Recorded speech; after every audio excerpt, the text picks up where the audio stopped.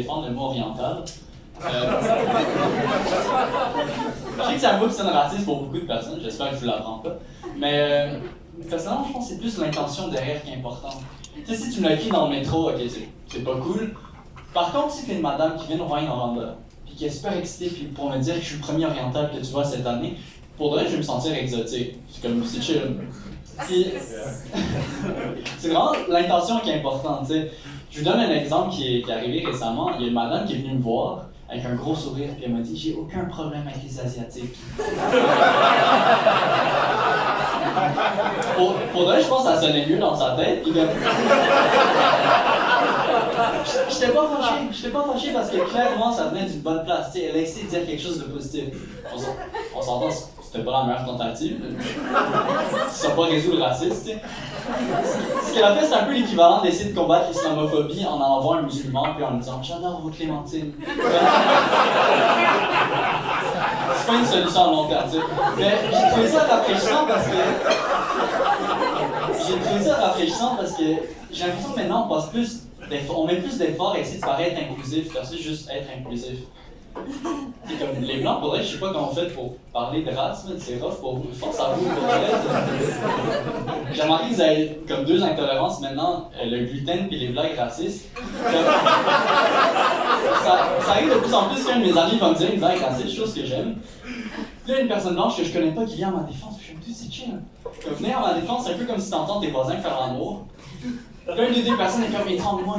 Toi, t'entends ça, tu te défonces la porte comme moi.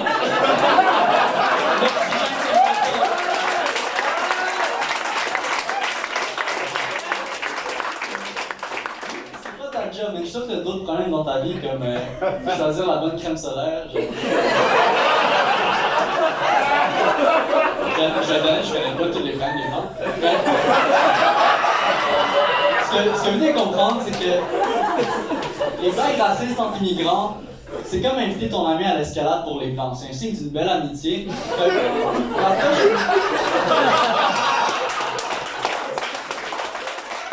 Après, quand une blague raciste, c'est correct, tu peux en rire, tu peux même participer si tu veux.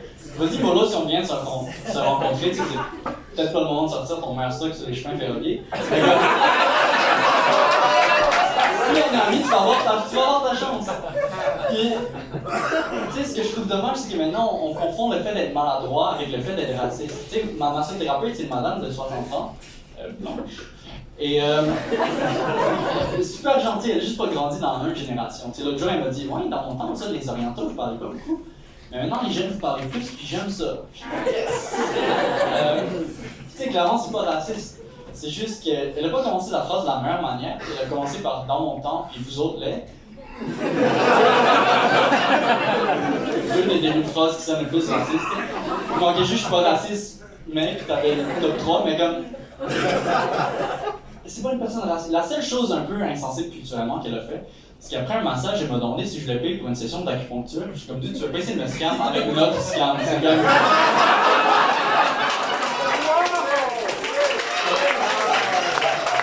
Je veux pas commencer nos arnaques. J'essaie de dire un peu maladroitement, c'est juste que, oui, c'est bon de promouvoir l'inclusivité, mais il faut aussi se rappeler que, tu sais, les gens grandissent différemment. Donc, on n'a pas besoin de les forcer à changer. Il y a déjà du bon progrès. La preuve est en train de me donner un massage, tu sais. Mais...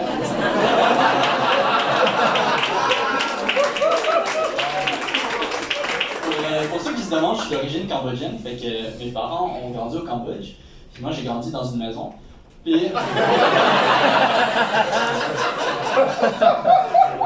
Non, ça fait du bien pour elle d'en rire, parce que quand j'étais jeune, j'étais vraiment gêné des objets. Je disais toujours que la poutine, c'était mon repas préféré. C'est faux, tu sais. C'est pas mauvais, jusqu'après une dizaine de bouchées, ça commence à goûter un peu le regret. À chaque fois que je m'achète une poutine, au début, je me dis, ça va être tellement bon, puis à la fin, je me dis, c'est à cause de ça que le référendum n'est pas passé. Ce que je pense, c'est moi le bon public, mais non, je disais ça parce que, tu sais, je voulais pas que mes camarades de classe pensent que j'étais bizarre. On est comme tout le monde, on mange du poulet, du bœuf, un peu de chauve-souris. C'est juste sur le temps des fêtes. Ce que j'essaie de dire, c'est que ça m'a pris plusieurs années pour être confortable avec mon héritage culturel, puis être confortable avec ma famille. Puis ce que je réalise, c'est que j'aurais dû le faire plus vite, ce processus-là, puisque le vrai problème maintenant, c'est qu'eux, ils m'acceptent comme comédien, tu sais. Et les jeux, c'est assez